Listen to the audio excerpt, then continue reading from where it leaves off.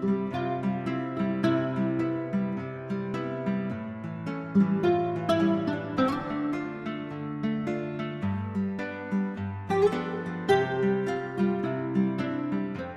going to show you how to do the bank robber's knot.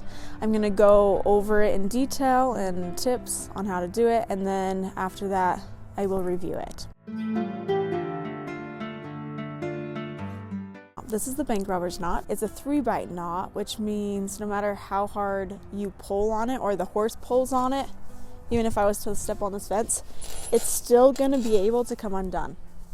Okay? It crosses over itself 3 times, which makes it not tighten, I guess. It slips off really nicely. It's really fun. When I was a kid, I loved this knot. I had a tree in my yard and I would tie Sassy up to it, my little pony, and then I would like pretend to be a robber and climb out onto the branch and jump on her and ride away. Being funny. Weird, I know. To start with this knot, you're going to need your horse on the right. So here's the halter. And then you're going to have your rope, okay? And we're going to put half of it over the fence. On the stop and bullet knot, we put the whole rope over the fence, like so. But for the bank robber's knot, we need to have half over the fence. Okay? And then we're going to make sure that the horse is on the right. The loop, see this loop, is going to be on the left, and the tail, which is connected to the end, is going to be in the middle. Okay? This is how you set it up. So once you have it set up, we're going to take the tail and it's going to go underneath the loop. And then we're going to take that tail and go over the loop. So it just basically went around the loop. And then we're going to take that tail and we're going to go behind the horse or underneath. And then it's going to go over the horse. Okay, so we just went around the horse end. And then what we're going to do is we're going to fold the tail in half. And then we are going to put it down through the loop. Like so. And then to tighten, we're going to pull the horse's rope.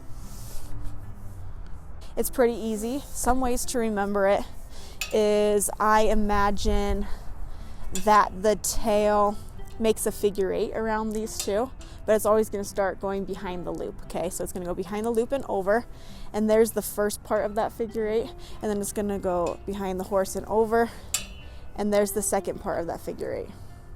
That's another way to remember it. One thing is we need to make sure we tie the horse correctly.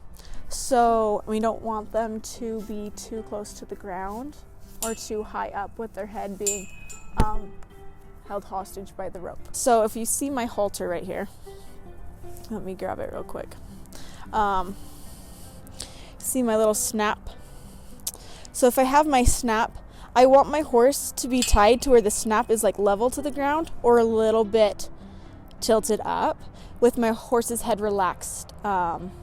Just relaxed and hanging probably about at their chest, because they kind of stand with their head to their chest when they're standing relaxed. I don't want their head being pulled up by the rope. And I don't want it so low that they can reach the ground with their head.